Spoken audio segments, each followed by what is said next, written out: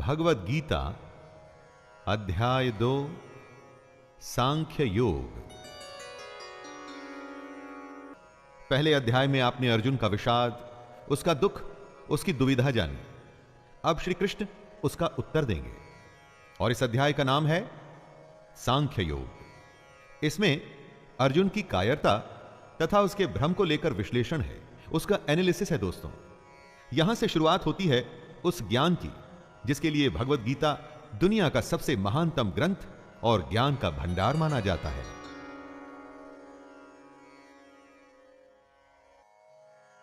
संजय उवाच तं तथा कृपयाविष्टम् अश्रुपूर्णाकुलेक्षणम् विषिदन्तमिदं वाक्यम् उवाच मधुसूदनः। संजय कहते हैं, उस प्रकार करुणा से भरे हुए और आंसुओं से पूर्ण तथा व्याकुल नेत्रों वाले शोक युक्त अर्जुन को भगवान देखते हैं। अर्जुन दुख से घिरा हुआ है, आशा खत्म हो चुकी है, हिम्मत टूट चुकी है और ऐसे में कृष्ण उसे समझाना शुरू करते हैं। जहां युद्ध का वर्णन होना चाहिए था, वहां दुख और विषाद का माहौल है। अर्जुन की आंखों में आंसू, मन में निराशा है। यह एक बहुत बड़ी हैरानी की बात थी। धृतराष्ट्र या संजय कोई भी इसकी आशा नहीं कर रहे थे। अर्जुन का दुख देखकर कृष्ण उत्तर देने के लिए तैयार होते हैं। दोस्तों, यही है गीता, अर्जुन या हम सबकी शंका और ईश्वर या कृष्ण का ज्ञान। श्री भगवानुवाच कुतस्त्वाकश्मलम् इदं विषमे समुपस्थितम् अनार्यजुष्टमस्वर्ग्यम् अकीर्तिकरमर्जुन। श्री भगवान बोलते हैं, हे अर्जुन, तुझे इस समय असमय में यह मोह किस हेतु से प्राप्त हुआ? क्योंकि ना तो यह श्रेष्ठ पुरुषों के द्वारा आचरित है, न स्वर्ग को देने वाला है और न कीर्ति को करने वाला ही है। युद्ध के समय ऐसी शंका, यह तो असमय है। दोस्तों, इस तरह अपने शत्रु के प्रति मोह दिखाने का काम अर्जुन जैसे योद्धा कैसे कर सकते हैं? अपने कर्म से अगर हम मुंह मोड़कर मोह या किसी और वजह से हताश बैठ जाएं, तो वो ठीक नहीं है। इससे कभी कोई लाभ नहीं होता। क्लैब्यमास्मगमः पार्थ नैतत्त्वयुपपद्यते क्षुद्रं हृदय दौर्बल्यं त्यक्त्वोत्तिष्ठ परन्तप। कृष्ण समझा रहे हैं, हे अर्जुन, नपुंसकता को मत प्राप्त हो। अगर तू युद्ध में आया है तो युद्ध कर, ऐसे डर मत। तेरे जैसे धनुर्धर के लिए यह ठीक नहीं है, सही नहीं कि इस तरह से मन की कमजोरी दिखाओ। दोस्तों, श्री कृष्ण यहां नपुंसकता का अर्थ शक्तिहीनता, कमजोर हो जाना, युद्ध से मुंह मोड़ लेने वाली बात कर रहे हैं। यानी कि जो धर्म कहता है उसके अनुसार कर्म तो करना ही चाहिए। स्वयं को कमजोर मानकर बात को छोड़ देना यह सही नहीं है। बुरे समय में अगर हमें भी जब आशंका सताए, यही बात हमें याद रखनी चाहिए कि मन की दुर्बलता छोड़ हमें सिर्फ उस कर्म के बारे में सोचना चाहिए जो हम करने के लिए आए हैं। अर्जुन उवाच कथं भीष्ममहं संख्ये द्रोणं च मधुसूदन इषुभिः प्रतियोत्स्यामि पूजार्हावरिसूदन। अर्जुन अपनी शंका के बारे में कहते हैं, हे मधुसूदन, मैं रणभूमि में किस प्रकार बाणों से भीष्म पितामह और द्रोणाचार्य के विरुद्ध लड़ूं, जिनसे मैंने सब कुछ सीखा है, जो मेरे लिए सबसे बड़े हैं, उन पर मैं कैसे बाण चला सकता हूं? दोस्तों, यहां पर अर्जुन का कहना है, उसका संशय है, असल में सुनने में गलत नहीं लगता। अर्जुन जिनकी पूजा करते हुए बड़े हुए हैं, अपने पितामह या अपने गुरु पर वो बाण कैसे चला सकते हैं? लेकिन युद्ध का तो यही काम है। बाण शत्रु और अपने में भेद नहीं करता। जब वो चलता है तो प्राण लेने के इरादे से, जिसे करने में इस वक्त अर्जुन असफल हो रहे हैं। गुरुन हत्वा हि महानुभावान् श्रेयो भोक्तुं भैक्षमपि हलोके हत्वा त्यक्त्वार्थ कामांस्तु गुरुनिहैव भुंजीय भोगान रुधिर प्रदिग्धान। अर्जुन की दुविधा गलत नहीं लगती जब वो ऐसा कहते हैं कि इन महानुभाव गुरुजनों को न मारकर मैं इस लोक में भिक्षा का अन्न भी खाना कल्याणकारक समझता हूं। यहां पर अर्जुन कहते हैं कि इन गुरुजनों को मारकर इस दुनिया में किसी भी तरह का लाभ ले लूं, उसका क्या मतलब है? अपने इन लोगों को मारकर उससे अर्थ और भोग, धन धान्य, ऐश्वर्य, ये सब तो मैं प्राप्त कर लूंगा, परंतु ऐसे भोगों से क्या प्राप्त होगा?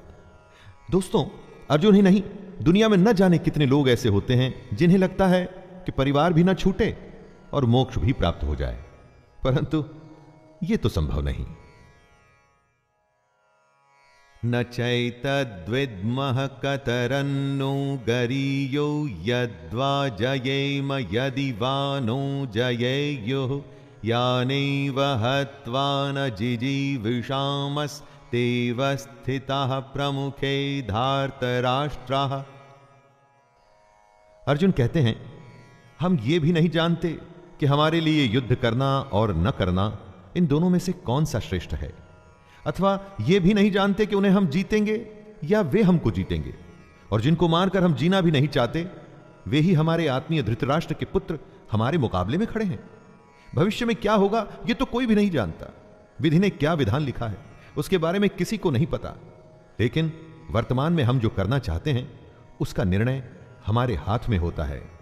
हमारे कर्म सिर्फ और सिर्फ हमारे ही हाथ में हैं। तो क्या युद्ध जीतने के लिए अपनों को मारना ठीक है? अपने कर्म को पूरा करने के लिए हमें किस सीमा तक जाना चाहिए और किस सीमा को पार करना चाहिए? कार्पण्य दोषोपहत स्वभावः पृच्छामि त्वां धर्म सम्मूढ़चेताः यच्छ्रेयः स्यान्निश्चितं ब्रूहि तन्मे शिष्यस्तेऽहं शाधि मां त्वां प्रपन्नम्।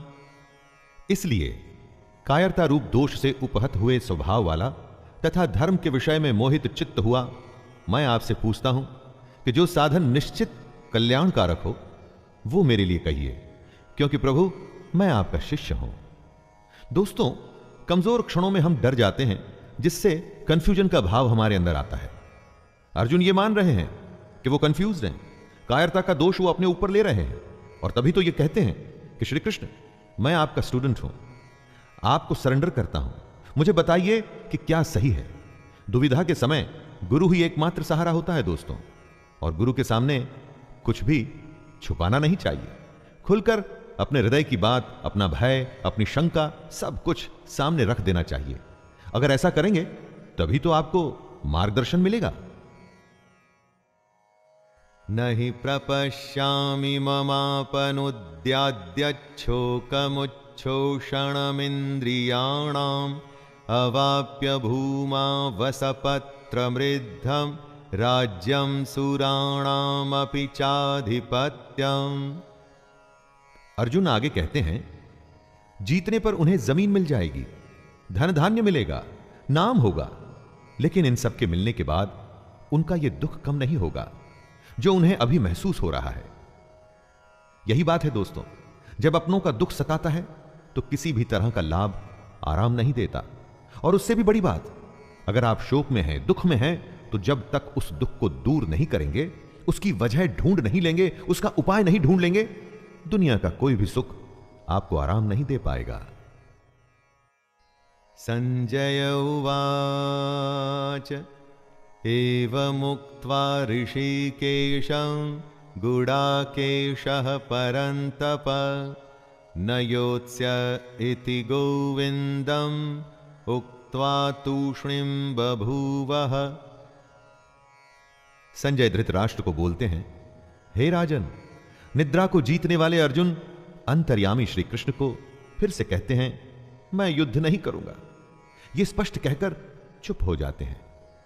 यानी निद्रा हमारी नेचुरल आवश्यकता है, इस पर दुनिया में कोई भी विजय नहीं पाया है।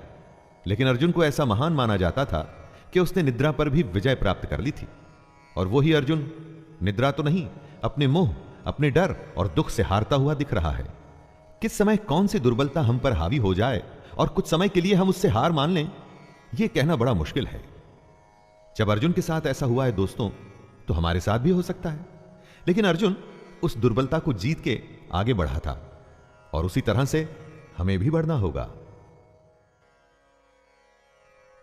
तमुवाच ऋषिकेशः प्रहसन्निव भारत सेनयोरुभयोर्मध्ये विषिदन्तम् इदं वचः। धृतराष्ट्र की उत्सुकता बढ़ रही है। स्वाभाविक है कि एक पिता होने के नाते धृतराष्ट्र किसको जिताना चाहते थे, यह तो कहने की आवश्यकता नहीं है। वो युद्ध में भाग नहीं ले सकते थे, लेकिन युद्ध की एक एक बात को जानना चाहते हैं। संजय बताते हैं कि हे भरतवंशी धृतराष्ट्र, दोनों सेनाओं के बीच में शोक करते हुए अर्जुन हैं, और उसके सामने अंतर्यामी श्री कृष्ण, जो अर्जुन को हंसते हुए ये वचन बोल रहे हैं। एक तरफ रोता हुआ कमजोर डरा हुआ बालक जैसे कि अर्जुन, और दूसरी तरफ त्रिकालदर्शी कृष्ण हैं। शायद कृष्ण को इसीलिए छलिया भी कहा जाता था। रोते हुए के सामने इस तरह से कौन हंसता है, और कृष्ण हंसते थे क्योंकि उन्हें वो पता था जो किसी को पता नहीं था।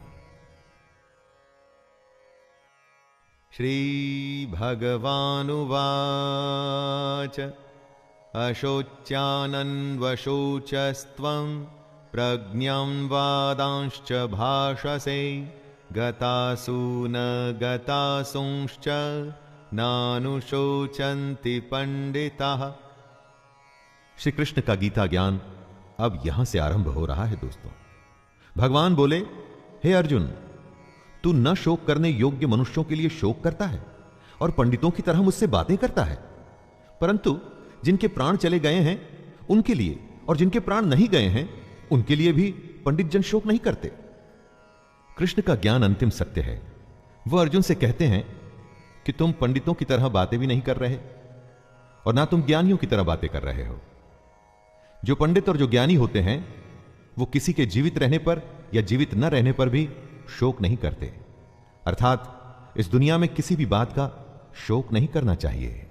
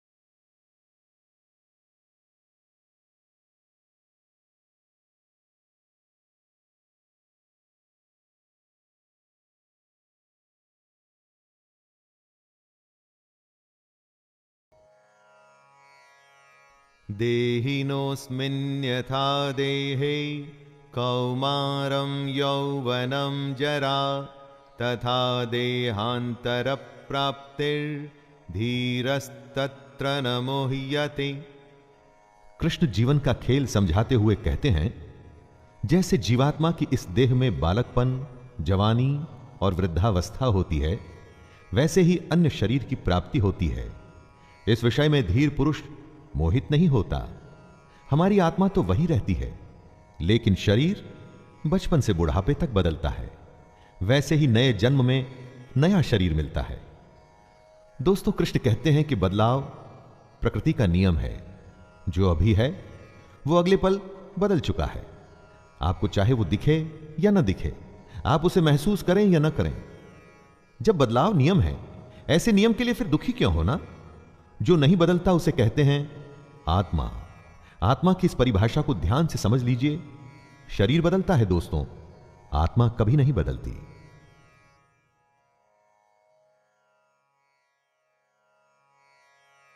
मात्रा स्पर्शास्तु कौन्तेय शीतोष्ण सुख दुःखदाः आगमापायिनो नित्यास् तांस्तितिक्षस्व भारत। हे कुंती पुत्र, सर्दी, गर्मी और सुख दुख को देने वाले इंद्रिय और विषयों के संयोग तो उत्पत्ति, विनाशशील और अनित्य हैं। इसलिए हे भारत, उनको तू सहन कर। जिन्हें हमारी इंद्रियां महसूस करती हैं, वो सर्दी, गर्मी या सुख दुख आते जाते रहते हैं, हमेशा नहीं रहते। हमारे सेंसेस और उनके विषयों से जुड़ करके हमें भूख, नींद, सुख, दुख, सुकून, बेचैनी जैसे फीलिंग्स आती हैं। लेकिन ये सब हमारे शरीर से जुड़ी बातें हैं जो खत्म होने वाली हैं, सारी की सारी खत्म होने वाली हैं। परंतु जो खत्म नहीं होता उसे कहते हैं आत्मा। यम ही न व्यथयन्त ये ते पुरुषं पुरुषर्षभ समदुःख सुखम धीरं सोमृत तत्वाय कल्पते। क्योंकि हे पुरुष श्रेष्ठ, दुख सुख को समान समझने वाले जिस धीर पुरुष को ये इंद्रिय और विषयों के संयोग व्याकुल नहीं करते, वह मोक्ष के योग्य होता है। सुख दुख जो बराबर समझे, दोनों हालत में एक जैसा रहे, वही जीवन में आगे बढ़ता है। जितनी भी आपकी आयु हो, जीवन में जरा पीछे मुड़ के देखिए, न जाने कितनी बार आप सुख दुख से बीते होंगे। कभी बेतहाशा खुशी हुई होगी, किसी के जाने या बेहद बड़े नुकसान पे शायद आप फूट फूट के रोए भी होंगे, और आगे आने वाले जीवन में भी ऐसा होता ही रहेगा। ज्ञानी इस बात को जानते हैं कि ऐसे सुख दुख तो आते जाते रहते हैं, एक ही भाव कभी रुक के नहीं रहता। नासतो विद्यते भावो न भावो विद्यते सतः उभयोरपि दृष्टोऽन्तस्त्वन्नयोस्तत्त्वदर्शिभिः। कृष्ण कहते हैं कि असत वस्तु की तो सत्ता नहीं है और सत का अभाव नहीं है। इस प्रकार इन दोनों का ही तत्वज्ञानी पुरुषों द्वारा देखा गया है। दोस्तों, जो झूठ है उसका कोई मूल्य नहीं, मूल्य सिर्फ सच का ही है। समझदार लोग इस बात को समझते हैं, जिसका आना जाना लगा रहे उसके लिए कोई क्या शोक करे। सुख गया तो दुख दरवाजे पर आने के लिए बिल्कुल तैयार खड़ा है। एक के लिए दुख करेंगे तो आने वाली अच्छी खबर के लिए जल्द ही खुश ही होना पड़ेगा। लेकिन अगर आप ज्ञान को समझें तो पाएंगे कि ये दोनों भाव झूठे हैं, इनका कोई मूल्य नहीं। मूल्य है तो सिर्फ आत्मा का, जो निरंतर है, और सिर्फ वही सच है। अविनाशी तु तद्विद्धि येन सर्वम् इदं ततं विनाशमव्ययस्यास्य न कश्चित् कर्तुमर्हति। नाश रहित तो तू उसको जान जिससे ये संपूर्ण जगत दृश्य वर्ग व्याप्त है। इस अविनाशी का विनाश करने में कोई भी समर्थ नहीं है। मतलब परमानेंट सिर्फ वही है जिसमें ये पूरा जगत, पूरी दुनिया समाई हुई है, जो सबसे बड़ा सच है। बाकी सब कुछ आता जाता रहता है, सिर्फ ये सच्चाई ही हमेशा के लिए है। इस बात को समझने में डिफिकल्टी आ सकती है, ऐसा भी लग सकता है कि समझ नहीं आई, लेकिन इसको समझे बिना कोई हल भी तो नहीं है। हमारी आत्मा ही दुनिया की सबसे बड़ी सच्चाई है। यही आत्मा हमारे भीतर है, और जब यह आत्मा बाहर है तो पूरी दुनिया जो हमें दिखती है ना, वो भी इसी में समाई हुई है। अंतवंत इमे देहा नित्यस्योक्ताः शरीरिणः अनाशिनो प्रमेयस्य तस्माद्युध्यस्व भारत। सबसे बड़ी सच्चाई है हमारी आत्मा, जो मरती नहीं। बाकी सब कुछ हमारा शरीर या हमारे भाव हैं जो मर जाते हैं। कृष्ण कहते हैं, हे भरतवंशी अर्जुन, तू युद्ध कर, क्योंकि यह आत्मा अमर है, इसका मरना संभव नहीं। इसीलिए इसे सबसे बड़ी सच्चाई कहा गया है। महापुरुष इसी ज्ञान, इसी आत्मा को समझने में अपना पूरा जीवन संन्यास में, समाधि में, ध्यान में बिता देते हैं। कृष्ण का कहना है कि शरीर नाशवान है और आत्मा अमर है, और वही सच्चाई है, तो शोक किस बात का करना।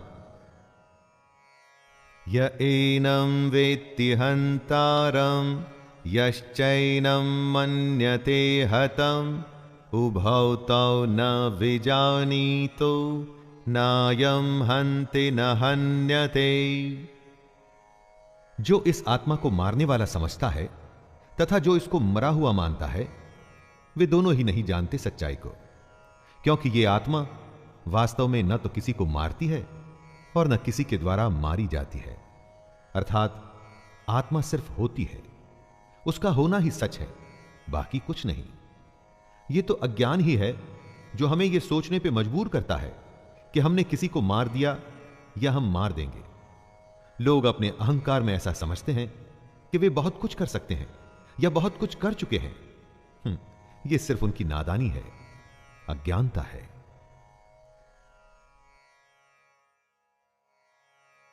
न जायते म्रियते वा कदाचिन्नायं भूत्वा भविता वा न भूयः अजो नित्यः शाश्वतोऽयं पुराणो न हन्यते हन्यमाने शरीरे।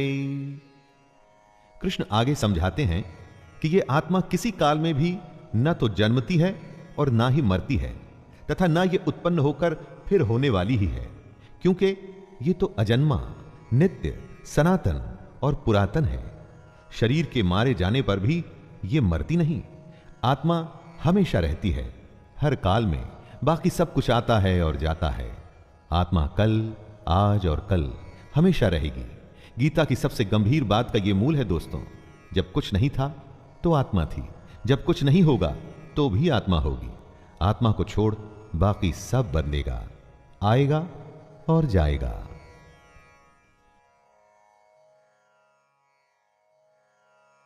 वेदा विनाशिनं नित्यं य एनमजमव्ययं कथं स पुरुषः पार्थकं घातयति हन्तिकम्। हे पृथापुत्र अर्जुन, जो पुरुष इस आत्मा को नाश रहित, नित्य, अजन्मा और अव्यय मानता है, वह पुरुष कैसे किसको मरवाता है और कैसे किसको मारता है? जो इस बात को समझता है कि आत्मा ही सबसे बड़ा सच है, वो किसी को कैसे मार सकता है या कैसे मरवा सकता है? इस बात को समझने का मतलब है कि ब्रह्म रूपी सच को समझना, ब्रह्म को समझना। सच से अधिक हम झूठ को महत्व देते हैं, आत्मा से अधिक हम पार्थिव शरीर को। पार्थिव शरीर जो मिट्टी से बना है और अग्नि में जल के उसी में मिल जाएगा और फिर से मिट्टी हो जाएगा। महत्व हमें देना है अपनी आत्मा को, जो हमेशा थी और हमेशा रहेगी। वासांसि जीर्णानि यथा विहाय नवानि गृह्णाति नरोपराणि तथा शरीराणि विहाय जीर्णान् यन्यानि संयाति नवानि देहि। जैसे मनुष्य पुराने वस्त्रों को त्याग कर दूसरे नए वस्त्रों को ग्रहण करता है, वैसे ही जीवात्मा पुराने शरीरों को त्याग कर दूसरे नए शरीरों को प्राप्त होता है। मतलब आत्मा को छोड़ बाकी सब कुछ बदलता है, एकदम वैसे ही जैसे हम कपड़े बदलते हैं। पुराने कपड़े के फट जाने पर, उसके धागे धागे अलग हो जाने पर उसे छोड़ दिया जाता है। वैसे ही अलग अलग कारण से जब मृत्यु होती है और शरीर रहने लायक नहीं रहता, तब आत्मा उसे छोड़कर दूसरे शरीर में चली जाती है। शरीर की आयु होती है, परंतु आत्मा की नहीं। जब देह की आयु पूरी हो जाती है तो उसकी सांसें रुक जाती हैं और आत्मा अपने एक घर को छोड़कर दूसरे घर में जाती है। नैनं छिन्दन्ति शस्त्राणि नैनं दहति पावकः न चैनं क्लेदयन्त्यापो न शोषयति मारुतः। इस आत्मा को शस्त्र नहीं काट सकते, इसको आग नहीं जला सकती, इसको जल नहीं गला सकता और वायु सुखा नहीं सकती। आत्मा कोई वस्तु नहीं कि कट जाए, जल जाए या सूख जाए। आत्मा के इसी स्वरूप को कृष्ण समझा रहे हैं। जैसे कपड़ा फटता है, गल जाता है, उसी तरह से आत्मा को कोई वस्तु समझना भूल होगी। उस आत्मा को अपनी इस दुनिया की किसी चीज से मत तोलिए। आत्मा किसी के भी जैसी नहीं, उसका कोई दूसरा उदाहरण संभव ही नहीं। आत्मा अपने आप में विरली और अनूठी है। यह हमसे पहले भी थी और आगे भी रहेगी। अच्छेद्योयमदाह्योऽयम् अक्लेद्यो शोष्य एव च नित्यः सर्वगतः स्थाणुरचलोऽयं सनातनः। ये आत्मा अच्छेद्य है, इसे छेदा नहीं जा सकता। यह आत्मा अदाह्य है, इसे जलाया नहीं जा सकता। अक्लेद्य है, मतलब गीला भी नहीं किया जा सकता। और निसंदेह अशोष्य है, मतलब इसे सुखाया भी नहीं जा सकता। यह आत्मा नित्य, सर्वव्यापी, अचल, स्थिर रहने वाली और सनातन है। सनातन का अर्थ क्या होता है दोस्तों? जो हमेशा से है और हमेशा रहेगा, वही आत्मा भी है। श्री कृष्ण ये बताना चाहते हैं कि हम जो नाशवान हैं, मतलब हमारा जो ये शरीर है, इस पर ज्यादा ध्यान न दें। हम समझें आत्मा को जिसका नाश नहीं हो सकता, तभी हमें मुक्ति मिलनी संभव हो सकती है। वरना मोह और दुविधा में हम हमेशा फंसे रह जाएंगे, जैसे कि अभी अर्जुन फंसा हुआ है और अपना कर्म करने को तैयार ही नहीं। अव्यक्तोऽयमचिन्त्योऽयम् अविकार्योमुच्यते तस्मादेवं विदित्वैनं नानुशोचितुमर्हसि। आत्मा का स्वरूप अव्यक्त है, मतलब इसे व्यक्त नहीं कर सकते, समझा नहीं सकते। इसको अचिंत्य कहते हैं, इसको आप सोच भी नहीं सकते। यह आत्मा विकार रहित है, आत्मा में कोई कमी नहीं होती दोस्तों। कृष्ण आगे कहते हैं कि हे अर्जुन, इस आत्मा को उपर्युक्त प्रकार से जानकर तू शोक करने के योग्य नहीं है, अर्थात तुझे शोक करना उचित नहीं है। आत्मा अव्यक्त इसलिए है क्योंकि इस आत्मा को हम अपनी इंद्रियों से नहीं समझ सकते। इंद्रियां इस दुनिया के लिए है और इन इंद्रियों से हम हैप्पीनेस, सैडनेस, सर्दी, गर्मी, टचिंग, खाना पीना, ऐसी भौतिक एक्टिविटीज करते हैं। आत्मा इन सबसे परे है।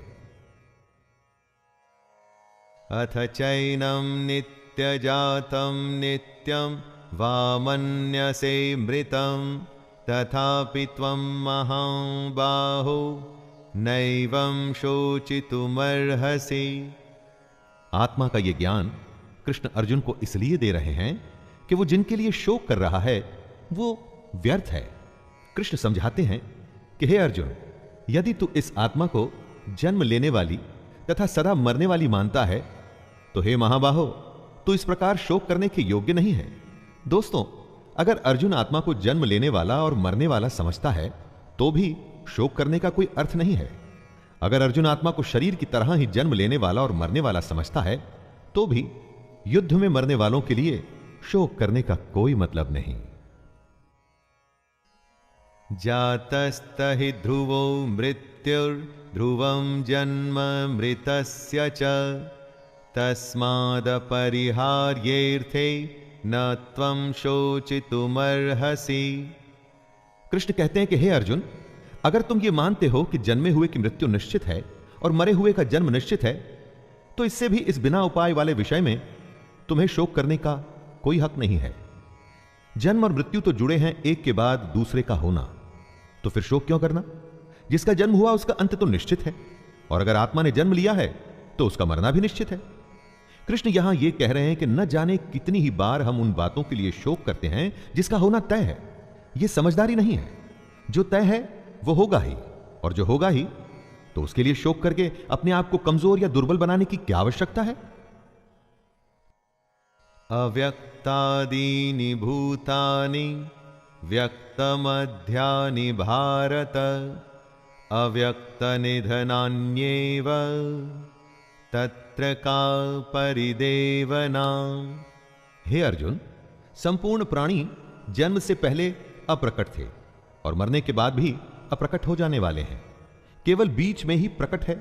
फिर ऐसी स्थिति में शोक क्या करना? हमारा होना, किसी का भी होना, उनके जन्म और मृत्यु के बीच में होता है, तो फिर शोक किसके लिए करना? अचानक से एक जन्म होता है, जब कोई नहीं था तो वो एक नया खिलखिलाता हुआ नया जीवन आता है, खुशियां लिए हुए, लेकिन उसके साथ ही किसी के जाने की भी तैयारी शुरू हो गई है। ऐसा तो हो नहीं सकता कि हम अच्छे को स्वीकार करें और बुरे के लिए शोक मनाते रहें। जीवन के सच को हमें मानना पड़ेगा।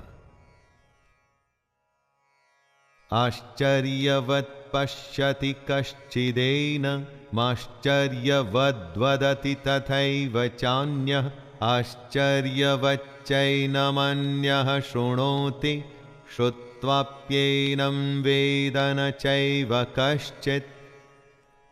कोई एक महापुरुष ही इस आत्मा को आश्चर्य की भांति देखता है, और वैसे ही दूसरा कोई महापुरुष भी इसके तत्व को आश्चर्य की भांति वर्णित करता है, तथा दूसरा कोई अधिकारी पुरुष इसे आश्चर्य की भांति सुनता है, और कोई कोई तो सुनकर भी इसको नहीं जानता।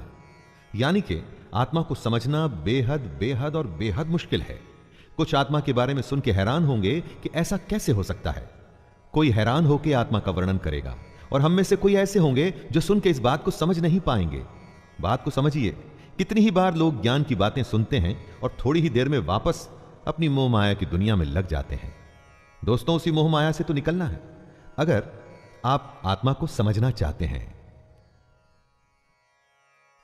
देहि नित्यमवध्योऽयं देहे सर्वस्य भारत तस्मात् सर्वाणि भूतानि न त्वं शोचितुमर्हसि। हे अर्जुन, यह आत्मा सबके शरीर में सदा ही अवध्य है। इस कारण संपूर्ण प्राणियों के लिए तू शोक करने के योग्य नहीं है। अवध्य यानी आत्मा का वध करना संभव नहीं है। जब आत्मा को कोई मार ही नहीं सकता और आत्मा ही एक सच है, तो तू शोक किसके लिए कर रहा है? दोस्तों, सबसे बड़ी बात जो सामने आती है वो ये कि इस आत्मा को समझें कैसे। इसको समझना ही मोक्ष की प्राप्ति है। स्वधर्ममपि चावेक्ष्य न विकम्पितुमर्हसि धर्म्याद्धियुद्धाच्छ्रेयोऽन्यत् क्षत्रियस्य न विद्यते।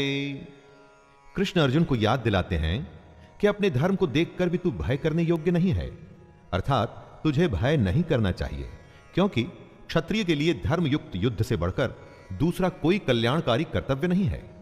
दोस्तों, कृष्ण कहते हैं कि अगर हमने किसी काम को करने का निर्णय ले लिया है तो फिर उससे डरना नहीं चाहिए। पूरे तन मन से बस उस काम को, उस युद्ध को करने में लग जाना चाहिए। ज्ञान यह है कि निर्णय के बाद डरने का कोई मतलब नहीं, सिर्फ करने का मतलब है, कर्म करने का। यदृच्छया चोपपन्नं स्वर्गद्वारमपावृतं सुखिनः क्षत्रियाः पार्थ लभन्ते युद्धमीदृशम्। हे पार्थ, अपने आप प्राप्त हुए और खुले हुए स्वर्ग के द्वार रूप इस प्रकार के युद्ध को भाग्यवान क्षत्रिय लोग ही पाते हैं। युद्ध को, चैलेंज को खुले मन से स्वीकार करने में ही सबसे बड़ी खुशी है। दोस्तों, कृष्ण युद्ध को स्वर्ग का खुला हुआ द्वार बता रहे हैं। हमारे लिए भी यह बात इस तरह से सही है कि हमको भी अपने जीवन में अगर कोई चुनौती मिलती है तो उसे मोक्ष मानकर उस चैलेंज को पूरा कर जाने में लग जाना चाहिए। क्षत्रिय वो है जो युद्ध में अपना धर्म निभाए। अगर आपकी कामना, आपका प्रयास आपके लिए युद्ध है तो एक क्षत्रिय की तरह आपको भी अपने धर्म को पूरा करना चाहिए। अथ चैत्त्वमिमं धर्म्यं संग्रामं न करिष्यसि ततः स्वधर्मं कीर्तिं च हित्वा पापमवाप्स्यसि।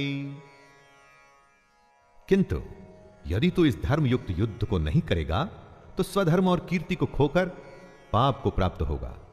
कृष्ण चेतावनी देते हैं कि अगर हमने चैलेंज को, युद्ध को स्वीकार नहीं किया तो फिर उसके बदले में सिर्फ पाप मिलेगा। हमारा स्वभाव हम में युद्ध करने की क्षमता, शक्ति को पैदा करता है, और अगर हमारा स्वभाव हमें युद्ध से दूर लेके जा रहा है तो मतलब हम अपने धर्म से दूर हो रहे हैं और पाप के भागी हो रहे हैं। अकीर्तिं चापि भूतानि कथयिष्यन्ति ते व्ययां संभावितस्य चाकीर्तिर्मरणादतिरिच्यते। कृष्ण कहते हैं, हे अर्जुन, सब लोग तेरी बहुत काल तक रहने वाली अपकीर्ति का भी कथन करेंगे, और माननीय पुरुष के लिए अपकीर्ति मरण से भी बढ़कर है। मतलब युद्ध करने से अगर मना कर दिया तो उससे बड़ा अपमान, उससे बड़ी बेइज्जती कुछ नहीं हो सकती। कुछ लोगों की भीड़ में अगर आप जाते हैं तो सब आपको सम्मान से देख आपकी प्रशंसा करते हैं, और दूसरी स्थिति में आप कहीं जाते हैं तो लोग अपमान से देखते हैं, अपनी नजरें फेर लेते हैं। आपको क्या स्वीकार है, यश या अपकीर्ति, अपमान या सम्मान? युद्ध को छोड़ देने का मतलब ही अपमान है। भयाद्रणादुपरतं मंस यन्ते त्वां महारथाः येषां च त्वं बहुमतो भूत्वा यास्यसि लाघवम्। अर्जुन, जिनकी दृष्टि में तू पहले बहुत सम्मानित होकर अब लघुता को प्राप्त होगा, वे महारथी तुझे भय के कारण युद्ध से हटा हुआ मानेंगे। दोस्तों, अर्जुन को सब महान योद्धा समझते थे। अगर अर्जुन युद्ध से हट जाता तो वो उसे कायर मानते। चाहे अर्जुन हो या हम, युद्ध ना करने में बहुत अपमान होता है। अच्छा या बुरा, छोटा या महान, सब तुलना का खेल है दोस्तों। इस खेल में हार जीत तो होती ही है, इसके अलावा युद्ध में कौशल दिखाना भी एक बहुत बड़ी बात होती है। और अगर कोई युद्ध से ही मुंह फेर ले तो समाज में उसे कहीं जगह नहीं मिलती। अवाच्य वादांश्च बहून् वदिष्यन्ते तवाहिताः निन्दन्तस्त्व सामर्थ्यं ततो दुःखतरं नु किम्। आपके बैरी, आपके शत्रु तो इसी ताक में रहते हैं कि कब आपकी निंदा कर सकें। युद्ध से भाग के उन्हें ऐसा मौका क्यों देना। हे अर्जुन, तेरे बैरी लोग तेरे सामर्थ्य की निंदा करते हुए तुझे बहुत से न कहने जैसे वचन भी कहेंगे। उससे अधिक दुख और क्या होगा। अपने चारों तरफ देखिए दोस्तों, ऐसे लोगों की कमी नहीं होगी जो इस मौके की तलाश में हैं कि कैसे आपको नीचा दिखाया जाए। अगर यह मौका आप खुद ही उन्हें परोस कर दे देंगे तो सोचिए उन्हें कितनी खुशी होगी। फिर हमें उन्हें यह मौका देने की क्या आवश्यकता है। हतो वा प्राप्स्यसि स्वर्गं जित्वा वा भोक्ष्यसे महीम् तस्मादुत्तिष्ठ कौन्तेय युद्धाय कृतनिश्चयः। या तो तू युद्ध में मारा जाकर स्वर्ग को प्राप्त होगा अथवा संग्राम में जीतकर पृथ्वी का राज्य भोगेगा। इस कारण हे अर्जुन, तू युद्ध के लिए निश्चय करके खड़ा हो जा। आज की दुनिया में इसी बात को सोच के देखिए दोस्तों, पूरे जी जान से खेलने पर आप हार जीत की चिंता नहीं करते, क्योंकि आप अपना सब कुछ झोंक चुके होते हैं।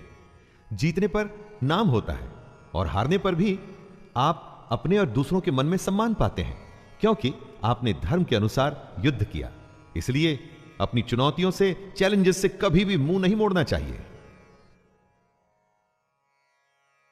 सुख दुःखे समे कृत्वा लाभालाभौ जया जयौ ततो युद्धाय युज्यस्व नैवं पापमवाप्स्यसि।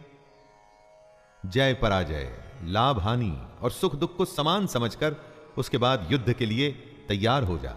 इस प्रकार युद्ध करने से हे अर्जुन, तू पाप को नहीं प्राप्त होगा। दोस्तों, अपनी चुनौती में अगर आप अपना सर्वस्व लगा देते हैं तो जीतने पर तो सब कुछ मिलेगा ही, लेकिन अगर हार भी जाते हैं तो अफसोस नहीं होगा, निराशा नहीं होगी, क्योंकि आपके पास जो भी था वो आपने युद्ध में अपनी चैलेंजेस में लगा दिया। अब इस स्थिति को बड़े ध्यान से देखिए। युद्ध में अपना सब कुछ लगाने पर हार जीत में अंतर कम हो जाता है। और यही तो कृष्ण भी कह रहे हैं कि सुख और दुख को एक जैसा समझें और बस युद्ध में लग जाएं। अच्छा बुरा सबको एक जैसा समझकर बस अपने काम, अपनी चुनौती में लग जाइए। एषा ते विहिता सांख्ये बुद्धिर्योगे त्विमां शृणु बुद्ध्या युक्तो यया पार्थ कर्मबंधं प्रहास्यसि। हे पार्थ, यह बुद्धि तेरे लिए ज्ञान योग के विषय में कही गई है और अब तू इसको कर्म योग के विषय में सुन। दोस्तों, अब कृष्ण कर्म योग के बारे में बता रहे हैं, जिससे कर्मों के बंधन को तोड़ा जा सके, नष्ट किया जा सके। ज्ञान सोचने और समझने की बात है और कर्म व्यवहारिक यानी प्रैक्टिकल, सच्चाई, दोनों तरीके हैं अपने गंतव्य, मंजिल या डेस्टिनेशन पर पहुंचने के। यनेहाभिक्रमनाशोस्ति प्रत्यवातो न विद्यते स्वल्पमप्यस्य धर्मस्य त्रायते महतो भयात्।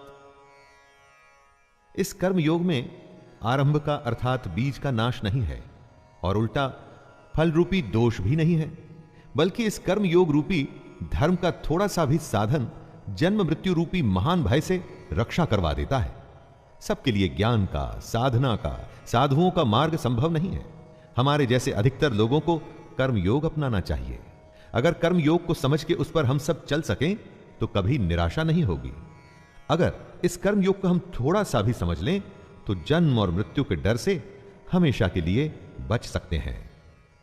व्यवसायात्मिका बुद्धिर एकेह कुरु नंदन बहुशाखाह्यनन्ताश्च बुद्ध्यो व्यवसायिनाम्।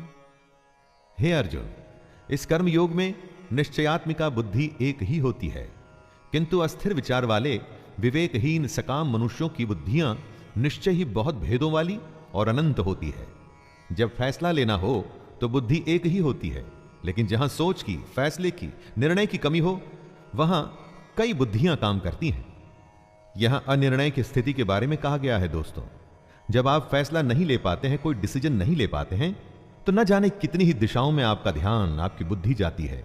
लेकिन अगर आप निर्णय करने की सोच लें तो उसके बाद सिर्फ उस काम को करने का ही प्रण होता है।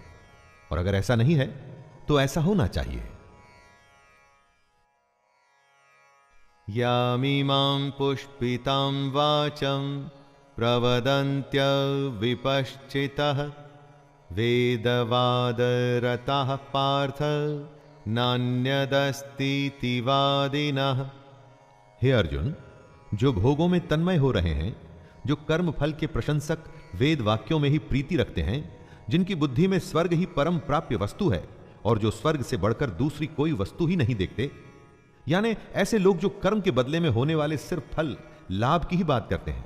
जब भी कोई काम उससे होने वाले फायदे से शुरू होता है तो वो काम नहीं, स्वार्थ हो जाता है, उसे कर्म नहीं कह सकते। जो लोग ऐसा करते हैं उन्हें कृष्ण कर्म फल का प्रशंसक बता रहे हैं। आप अकर्मी होने से बचिए।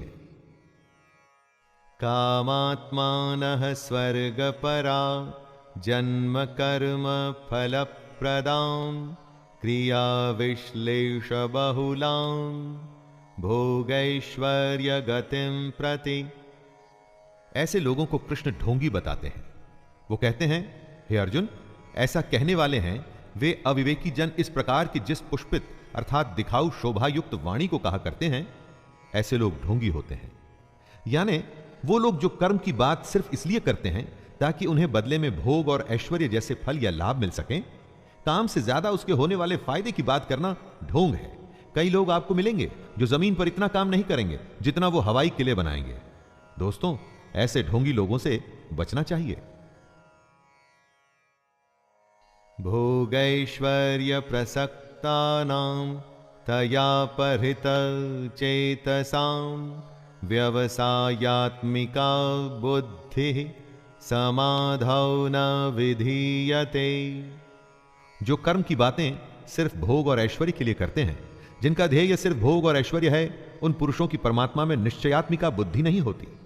यानी ऐसे लोगों का ध्येय स्वार्थ होता है, फायदा होता है, भगवान या अपने काम में सच्ची लगन नहीं होती। ऐसे लोगों की संगत से बचना चाहिए। इनकी पहचान होती है इनके नेगेटिव रवैये से।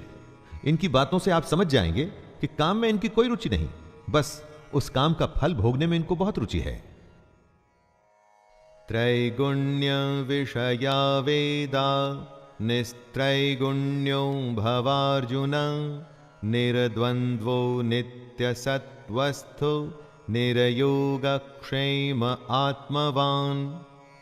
हे अर्जुन, वेदों के कर्म कांड हमारी प्रकृति के 3 गुणों से जुड़े हैं। इसलिए तू उन भोगों एवं उनके साधनों में आसक्तिहीन, हर्ष शोकादि द्वंद्वों से रहित, नित्य वस्तु परमात्मा में स्थित योग और क्षेम को न चाहने वाला और स्वाधीन अंतःकरण वाला हो। यहां पर कृष्ण अत्यंत कठिन लेकिन सबसे बड़ी बात कह रहे हैं। वो कहते हैं कि वेद भी सिर्फ 3 गुणों में ही सीमित हो जाते हैं, उससे आगे वो भी नहीं जानते। उससे आगे है कर्मयोग।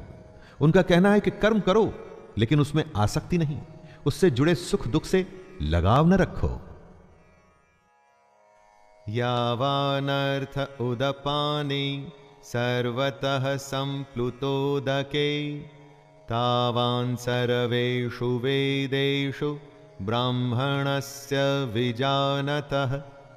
बेहद बड़े जलाशय के प्राप्त हो जाने पर छोटे जलाशय में मनुष्य का जितना प्रयोजन रहता है, उसी तरह से अगर जिसने ब्रह्म तत्व को समझ लिया तब उसके लिए वेदों की कोई आवश्यकता नहीं। पोथी पढ़ पढ़ जग मुआ पंडित भया न कोय। पोथी या वेद से ही आपको सफलता मिले ऐसा सोचना गलत है। कर्म योग तो उस बड़े तालाब की तरह है कि अगर यह मिल गया तो छोटे तालाब की आवश्यकता आपको क्यों रहेगी। कर्म का खेल इतना बड़ा है कि उसके आगे सारे ज्ञान छोटे पड़ जाते हैं, लेकिन कर्म को समझना पड़ेगा कि आखिर ये होता क्या है। कर्मण्यैवाधिकारस्ते मा फलेषु कदाचन मा कर्मफल हेतुर्भुर्मा ते संगोस्त्वकर्मणि। तेरा कर्म करने में ही अधिकार है, उसके फलों में कभी नहीं। इसलिए तू कर्मों के फल के लिए काम मत कर, और ऐसा भी ना हो कि तू कर्म ही ना करे। कर्म करना है लेकिन फल के लिए नहीं। गीता के सबसे लोकप्रिय श्लोक में इस श्लोक की गिनती होती है। कर्म करना है लेकिन फल के लिए नहीं, उसे अपना धर्म और अपना कर्तव्य समझकर। योगस्थः कुरु कर्माणि संगत्यक्त्वा धनंजय सिद्धय सिद्धयोः समो भूत्वा समत्वं योग उच्यते। कृष्ण योग को और समझा रहे हैं। हे धनंजय, तू आसक्ति को त्याग कर सिद्धि और असिद्धि में समान बुद्धि वाला होकर योग में स्थित हुए कर्तव्य कर्मों को कर। कर्म के फल की इच्छा न कर, और ऐसा नहीं करना कि कर्म करने में इच्छा न हो। यही निष्काम कर्म की कुंजी, उसकी चाबी, उसका सार है। कर्म के बाद क्या फल मिलेगा उसकी परवाह किए बिना बस पूरी लगन से अपने धर्म और कर्तव्य को पूरा कर। दूरेण ह्यवरं कर्म बुद्धियोगा धनंजय बुद्धौ शरणमन्विच्छ कृपणः फलहेतवः। कर्म के फल की इच्छा को छोड़ के जो निष्काम कर्म योगी होता है वो पाप पुण्य से दूर हो जाता है। जो फल के लिए काम करते हैं उन्हें हमेशा असफल होने का डर रहता है, और इसीलिए कभी भी वो कर्म को अच्छे से नहीं कर पाते, और फिर अगर उनको फल मिल भी जाता है तो इसी फल में उलझ जाते हैं। इसलिए हमें बुद्धि योग की शरण में आना चाहिए, लगन सिर्फ काम में और भगवान में। तब बुद्धि निश्चय से काम कर पाती है। बुद्धियुक्तो जहातीह उभे सुकृत दुष्कृते तस्माद्योगाय युज्यस्व योगः कर्मसु कौशलम्। बुद्धि योग की शरण में आने से बिना फल के काम करने वाला इसी दुनिया में पाप पुण्य से मुक्त हो जाता है। हे अर्जुन, तू समत्व रूप योग में लग जा। मतलब अच्छा हो बुरा हो, सुख हो या दुख हो, सभी में एक ही तरीके से समभाव से तू बस अपना कर्म, अपना कर्तव्य करता रहे।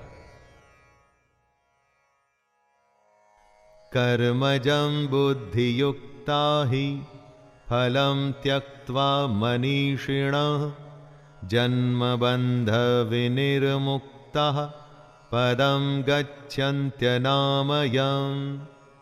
आम इंसान कर्म करके उसके फल को प्राप्त कर खुश होता है, और उसके बाद दूसरे फल के लालच में फिर से नए कर्म में लग जाता है। इसमें फल के बारे में सोचना ही प्रधान है, और यही गलत बात है। अगर आप अपनी सारी शक्ति, क्षमता और इच्छा सिर्फ कर्म में लगाएं और फल को भूल जाएं, तो क्या होगा? आपका ध्यान कर्म में रहेगा, आप उस कर्म में बेहतर होंगे, आपकी तरक्की होगी। और रही बात फल की, तो सोच के देखिए, अगर आपने कर्म किया है तो आखिर फल जाएगा कहां?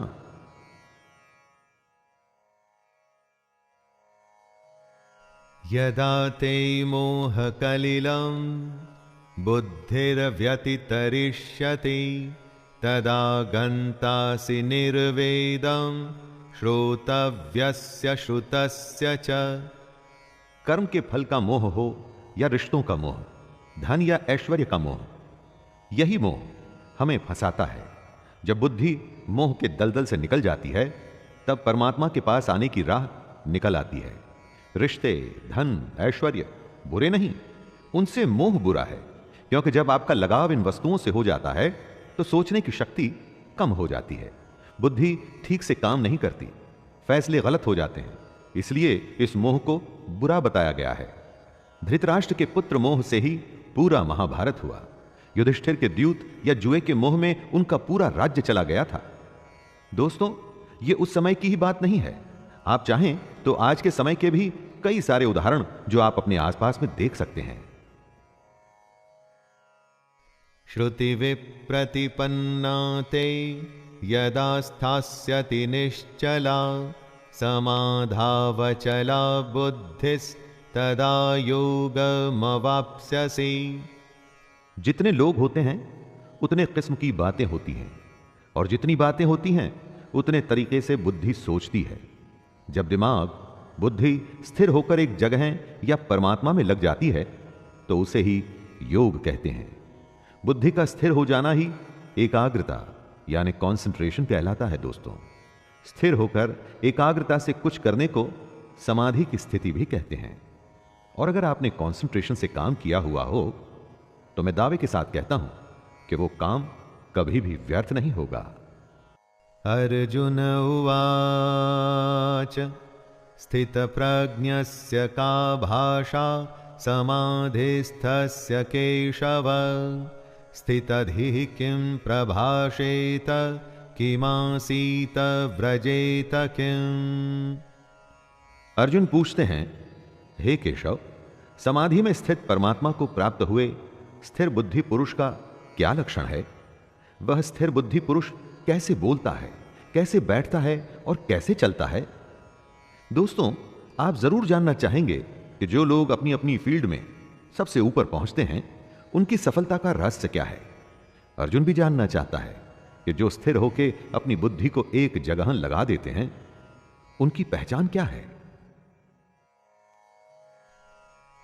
श्री भगवानुवाच प्रजहाति यदा कामान् सर्वान् पार्थ मनोगतान् आत्मयैवात्मना तुष्टः स्थितप्रज्ञस्तदोच्यते।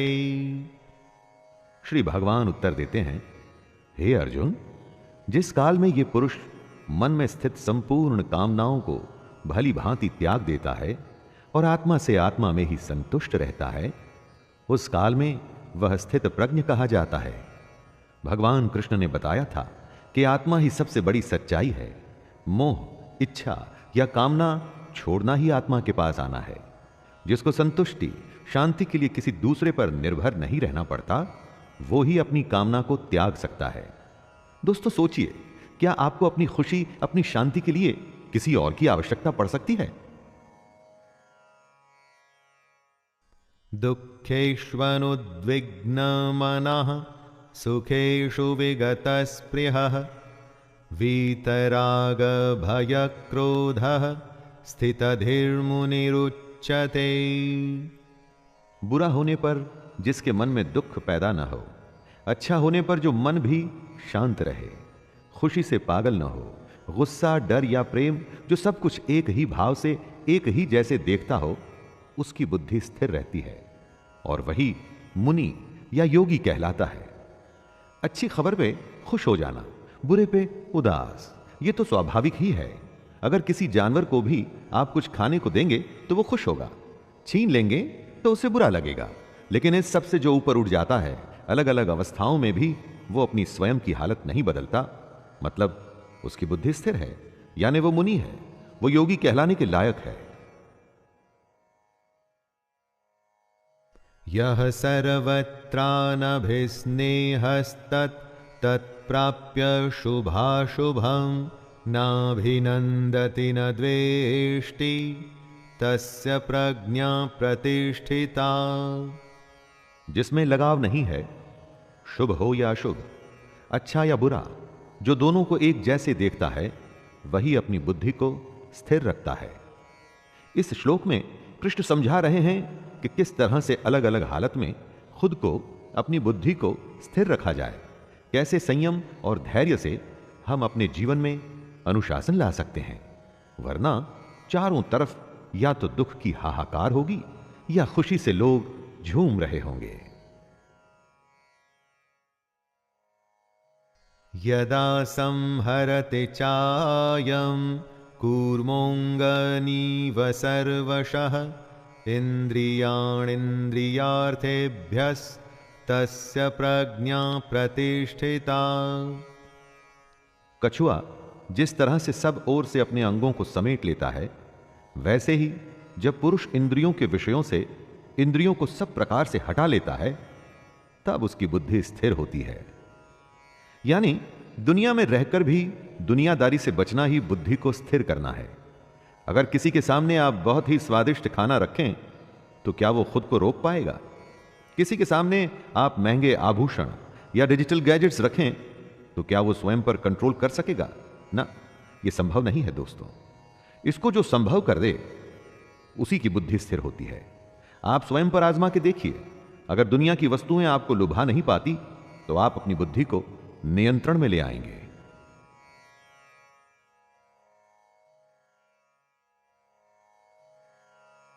विषया विनिवर्तन्ते निराहारस्य देहिनः रसवर्जं रसोऽप्यस्य परं दृष्ट्वा निवर्तते। संभव है कि हम दुनिया के विषयों में रुचि न लें, इससे हम दुनिया से दूर तो हो जाएंगे, लेकिन दुनिया के प्रति उनकी आसक्ति नहीं जाती।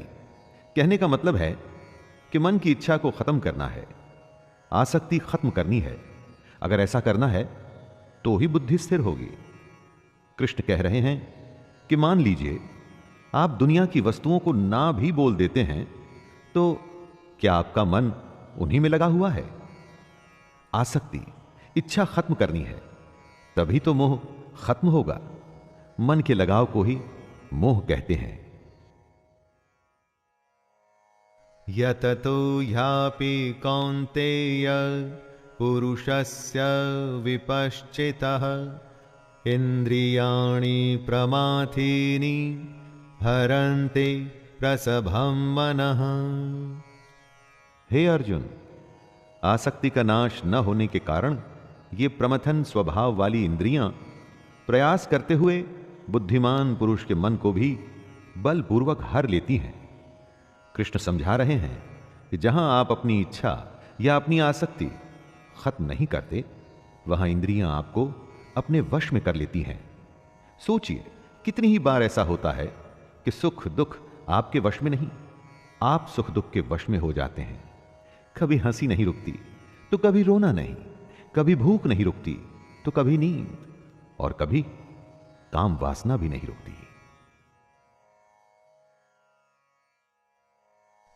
तानि सर्वाणि संयम्य युक्त आसीत मत्परः वशे हि यसेन्द्रियाणि तस्य प्रज्ञा प्रतिष्ठिता।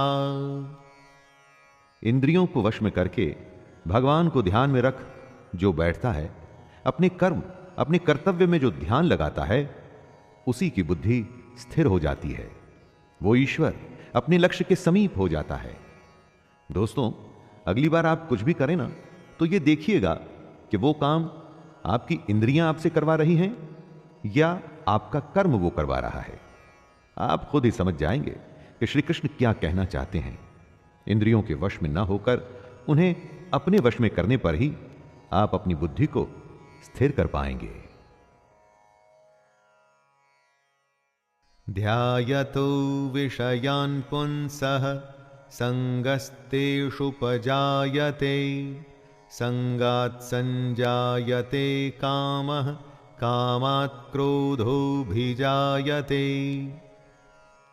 विषयों के बारे में अर्थात इच्छाओं के बारे में सोचते रहने से उसमें आसक्ति हो जाती है, और आसक्ति से उन विषयों की कामना उत्पन्न होती है, और जब वो कामना पूरी नहीं होती तो क्रोध उत्पन्न होता है। जिस तरह ज्यादा खाने से भूख बढ़ती है, ज्यादा सोने से नींद बढ़ती है, उसी तरह से जब आप अपनी इच्छाओं के बारे में सोचते रहते हैं तो बस उसी में फंस के रह जाते हैं, और उसे ही आसक्ति कहते हैं।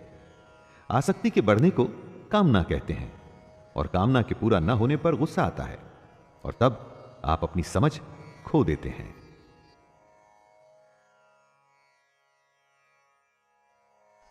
क्रोधात् भवति सम्मोहः सम्मोहात् स्मृतिविभ्रमः स्मृतिभ्रंशात् बुद्धिनाशो बुद्धिनाशात् प्रणश्यति। यानी सोचने की शक्ति कम हो जाती है। मूढ़ भाव से स्मृति में भ्रम हो जाता है। जब सोच नहीं सकते तो याद भी नहीं रख सकते। स्मृति में भ्रम हो जाने से बुद्धि अर्थात ज्ञान शक्ति का नाश हो जाता है। जब याद नहीं रख पाएंगे तो ज्ञान किसी काम नहीं आएगा, बुद्धि बेकार हो जाएगी और बुद्धि का नाश हो जाने से पुरुष अपनी स्थिति से गिर जाता है। रागद्वेष वियुक्तैस्तु विषयानिन्द्रियैश्चरन् आत्मवश्यैर्विधेयात्मा प्रसादम् अधिगच्छति। जो अपनी इच्छाओं को, अपनी आसक्तियों को अपने नियंत्रण अर्थात कंट्रोल में रख पाते हैं, दोस्ती, शत्रुता, गुस्से या प्यार के बिना अपनी इंद्रियों को भटकने नहीं देते, वो अंतःकरण की प्रसन्नता को प्राप्त होते हैं। ऐसे लोगों को बाहरी नहीं, हार्दिक और अंदरूनी प्रसन्नता होती है। आनंद, खुशी, शांति कहीं बाहर नहीं होती दोस्तों, वो तो हमारे अंदर होती है और हम उसे ढूंढते बाहर हैं।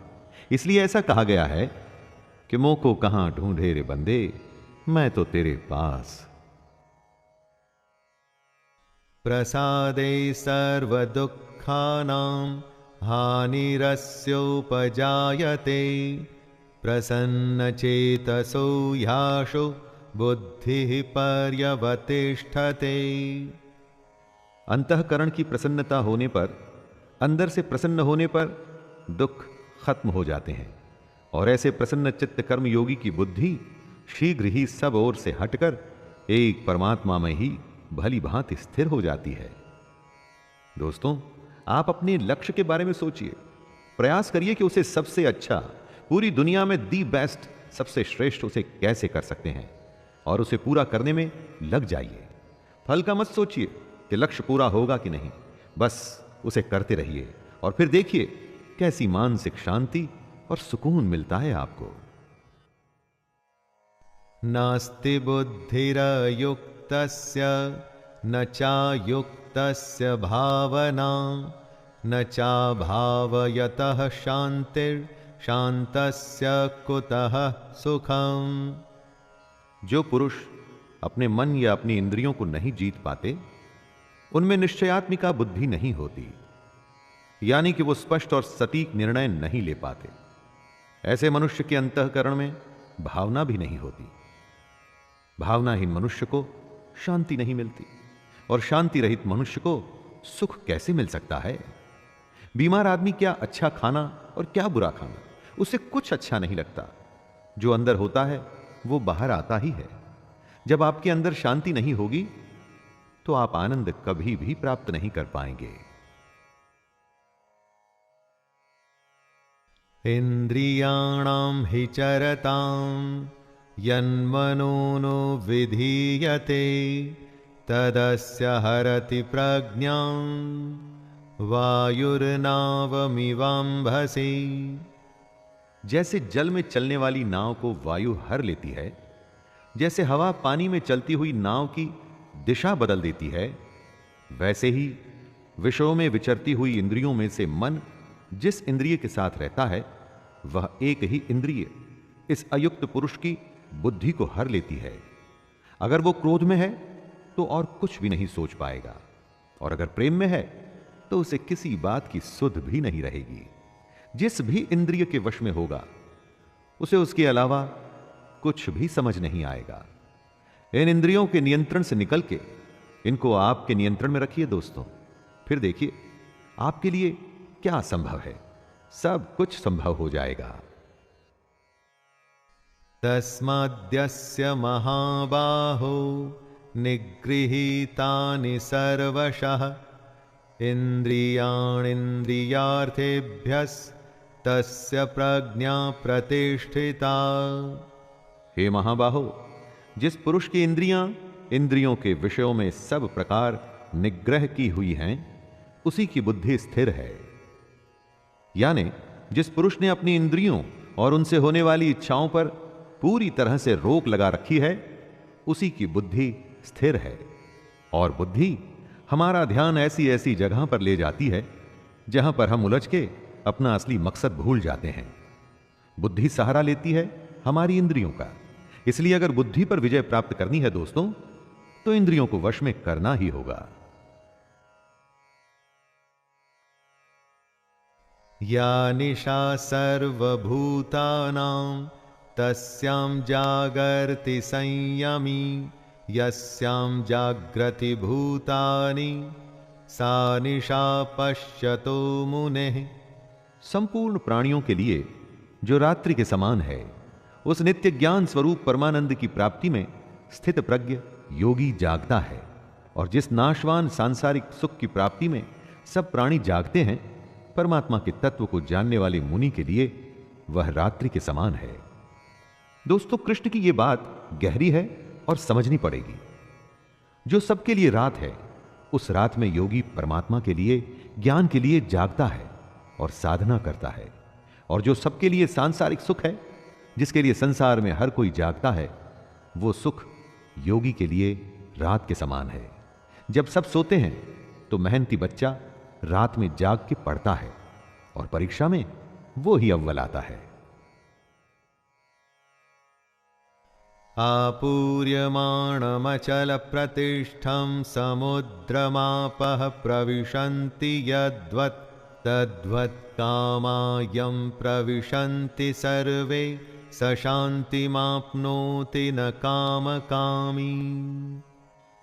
जैसे नाना प्रकार की नदियों के जल सब ओर से परिपूर्ण अचल प्रतिष्ठा वाले समुद्र में उसको विचलित न करते हुए ही समा जाते हैं, वैसे ही सब भोग जिस स्थित प्रज्ञ पुरुष में किसी प्रकार का विकार उत्पन्न किए बिना समा जाते हैं, वही पुरुष परम शांति को प्राप्त होता है। भोगों को चाहने वाला नहीं। नदियां समुद्र को विचलित अर्थात उसे डिस्टर्ब नहीं करती। उसी तरह से स्थिर बुद्धि वाले पुरुष में सारी इच्छाएं, सारे भोग समा जाते हैं और उसे विचलित नहीं करते। कई बार किसी के कहने पर आपको बुरा लगता है और आप अपना आपा खो देते हैं। इसका मतलब आपका अपने ऊपर नियंत्रण नहीं है। ऐसा समुद्र बनिए जिसमें कोई भी नदी किसी भी तरह की गाली या कोई कमेंट आपको कभी भी विचलित न कर पाए।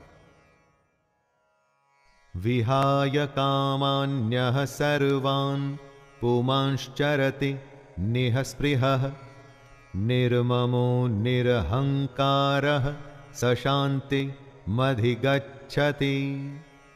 जो पुरुष संपूर्ण कामनाओं को त्याग कर ममता रहित, अहंकार रहित और स्पृहा रहित हुआ विचरता है, वही शांति को प्राप्त होता है। अर्थात वो शांति को प्राप्त है।